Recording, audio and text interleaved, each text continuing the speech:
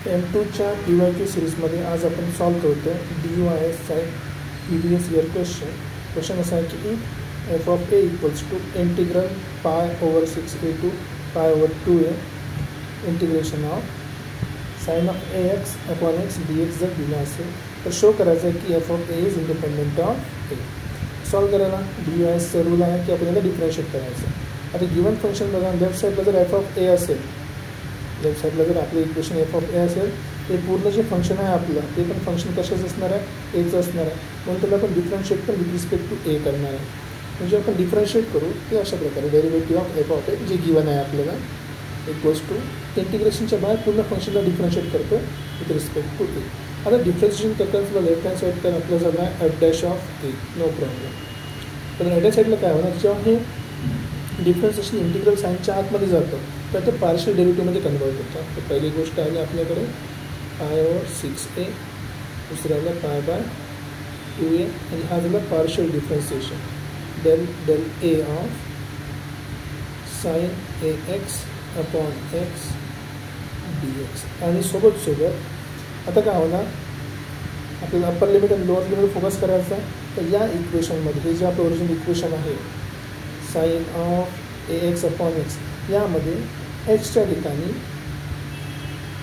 काय येणार आहे पाय ओवर 2a ही व्हॅल्यू इथे येणार आहे आणि सोबत मल्टिप्लाय तिचं डेरिव्हेटिव्ह. आणि सिमिलरली डिनॉमिनेटर पण काय होणार आहे, ही व्हॅल्यू एक्सच्या प्लेसमध्ये येणार आहे आणि डेरिव्हेटिव्ह याचा पण मल्टिप्लायला. पण एक लक्षात गोष्ट ठेवा, आपण नेहमी इंटिग्रेट करताना upper limit minus lower limit करतो, तर इथे पण आपण अप्पर लिमिट मायनस लोअर लिमिटचं फंक्शन करायचं.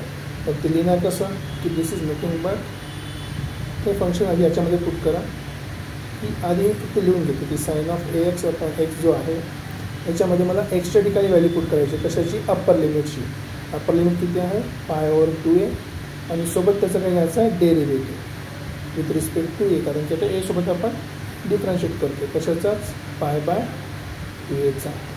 ठीक आहे. अप्पर लिमिटच्या सिमिलरली मायनस लिमिट काय होणार लोअर लिमिट. लोअर लिमिटमध्ये परत तेच फंक्शन आहे माझं sine of AX upon x आणि याच्या ठिकाणी काय येणार आपली व्हॅल्यू एक्सची जी आहे पाय बाय 6a. ठीक आहे.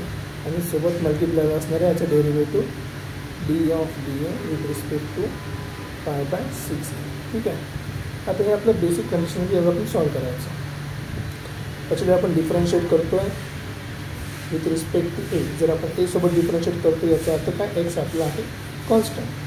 तर इक्वेशन डिफरन्शिएट केल्यानंतर भेटला f dash a equals to left hand साईडला integral of pi over 6a pi 2a. साईनचा derivative काय असते, चलो कॉस ऑफ AX. नंतर या AXचा पण डेरिव्हेटिव्ह येणार आणि सांगितलं आपण डिफरन्शिएशन विथ रिस्पेक्ट टू ए करतो म्हणजे एक्स कॉन्स्टंट आहे, ए तुमचा व्हेरिएबल आहे. तर एचा डेरिव्हेटिव्ह तो 1 झाला आणि एक्सचा व्हॅल्यू मल्टिप्लाय झाला, कारण की कॉन्स्टंट हमेशा बाहेर मल्टिप्लाय जातो. चेन रूल जर आठवत असेल तर DX प्लस तिथे व्हॅल्यू पुट करा एकदा. So this is sine of a तसाच आहे.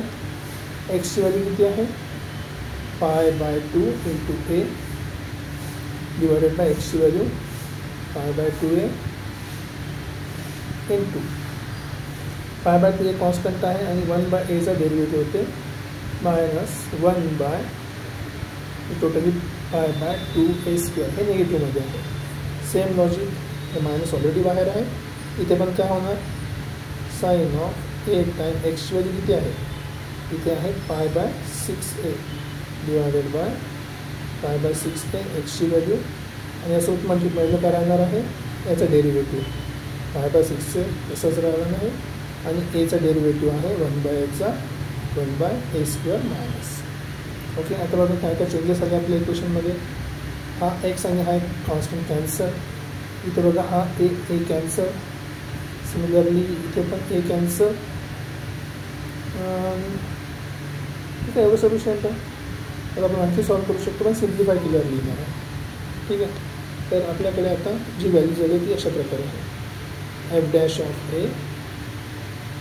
आता आपल्याकडे फक्त काय कॉस ऑफ AX DX आहे. याला मी डायरेक्ट इंटिग्रेट करू शकतो.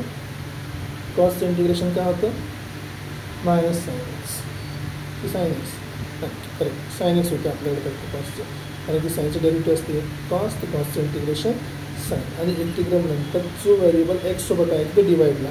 आता इथे का बरं केलं, कारण की आपण इंटिग्रेट करताना कसोबत करतो आहे डी एक्स सोबत करतो, आणि इथे आपली अप्पर अँड लोअर लिमिट किती आहे π/6a to π/2a.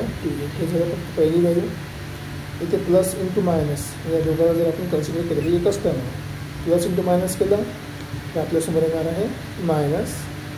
साईनची व्हॅल्यू बघा, साइन ऑफ π/2 बाकी आहे, साइन ऑफ π/2 किती होते 1 होते. सो दिस बिकम्स 1 इंटू, आता हा 2π वर आला, सॉरी 2a वर आला, पाय डिवाइडमध्ये राहिला. सिमिलरली इथे पाय वरती आला आणि 2a² डिवाइडला गेला.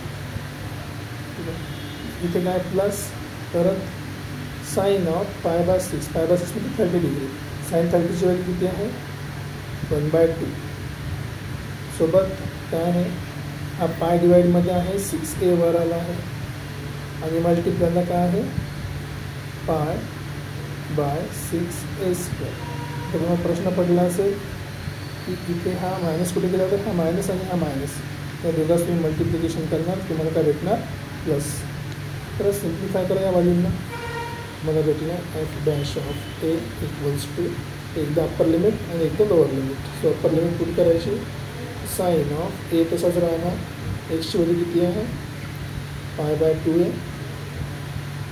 अपॉन a, आणि minus sine of a times lower limit π/6a divide by a minus. याला सिम्प्लिफाय करा बघा, तो कुठल्या व्हॅल्यू कॅन्सल होता, पाय आणि पाय कॅन्सल, एक ए कॅन्सल, 2 कॅन्सल. सेम लॉजिकमध्ये मी 6a कॅन्सल, 6a कॅन्सल, पाय कॅन्सल. कुठल्या व्हॅल्यू राहिले आपल्याकडे चेक करू शकता आपण. इथे राहिली आहे फक्त 1/a, ठीक आहे, ओके, प्लस, आणि इथे राहिला आहे परत 1/2a, 1/2a.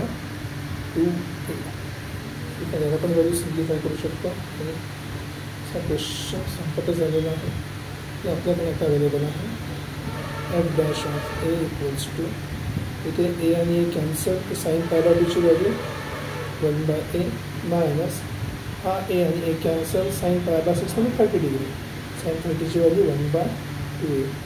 इथे मायनस 1/a आणि हा प्लस 1/2a.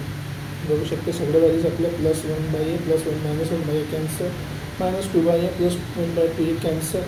फायनली आपल्याला काय भेटलेलं आहे f' इक्वल्स टू 0. आता आपल्या f' झाला, आपल्याला फंक्शन f(a) पाहिजे होतं. या फंक्शनला आता आपण इंटिग्रेट करू. सो इंटिग्रेट या फंक्शनला आपण केलं आता हे आपल्याकडे घेऊन कंडिशन आहे. आता आपण त्याला इंटिग्रेट करू, का बरं, कारण की आपल्याला फंक्शन पाहिजे f(a), f' नाही पाहिजे. सो नाव इंटिग्रेटिंग हे फंक्शन कसोबत इंटिग्रेट करायचं आहे विथ रिस्पेक्ट टू, कारण की फंक्शन याचं आहे ना, इंटिग्रेटिंग विथ रिस्पेक्ट टू ए. जर फंक्शन तुमचं एचं असेल तर इंटिग्रेशन पण यासोबत करायचं. सो आपल्याला मिळालं आहे integration f' of a dA equals to 0 times integration dA. ठीक आहे, त्याच्यामध्ये ते मोठी गोष्ट नाही. डेरिव्हेटिव्हचं इंटिग्रेशन काय होणार आहे f of a. Okay, confirm. 0 म्हणजे कशाचं इंटिग्रेशन, 0चं इंटिग्रेशन काय होणार, किंवा असं समजा कुठल्या व्हॅल्यूचा डेरिव्हेटिव्ह 0 असतो कॉन्स्टंटचा असतो, देअरफॉर f ऑफ एची व्हॅल्यू काय झाली आहे कॉन्स्टंट. ही आपलं फर्स्ट कंडिशन. सपोज तर आपल्याकडे f ऑफ एची ऑलरेडी व्हॅल्यू दिलेली आहे, काय f of a equals to integral π/6a to π/2a sine of ax upon x dx. हे आपलं f ऑफ a आहे. आता आपल्याला पाहिजे सीची व्हॅल्यू. सीची व्हॅल्यू काय होणार, जसं आपल्याला माहिती आहे की कुठल्या ह्या फंक्शनची कुठलीही व्हॅल्यू पुट करा ए, तुम्हाला काय भेटणार आहे कॉन्स्टंट व्हॅल्यूज. आपण अशी व्हॅल्यू चूज करायची जे कॅल्क्युलेट करायला सिम्पल आहे, 0, 1 किंवा -1. तर आपण यूज करू 0, कारण की साइन 1x काढणार थोडं कन्फ्युजिंग आहे. तर आपण काय करू, एक व्हॅल्यू पुट करू till x say assume put a equal to 0 या फंक्शनमध्येच इंटिग्रेट करायचं नाही आहे सध्या तरी. फंक्शनमध्ये व्हॅल्यू पुट करा. So f of 0 equals to value put करा एकदा. तुम्हाला भेटलं pi by 6a2 pi by 2a sine of h value किती आहे 0 into x upon x d x. Sine 0ची व्हॅल्यू 0 असते. So f of h value पण तुम्हाला काय एफ ऑफ 0ची व्हॅल्यू काय भेटली तुम्हाला 0.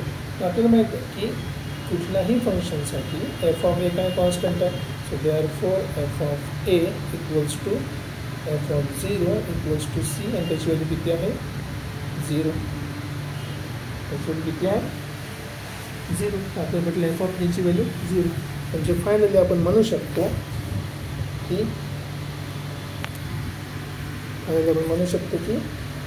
जे आपलं फंक्शन आहे इंटिग्रेशन काय pi by 6a to pi by 2a sine of ax by x dx equals to 0. आता त्याचा आन्सर जर 0 येत असेल या फंक्शनमध्ये आपल्याला कुठे ए दिसतोय का नाही.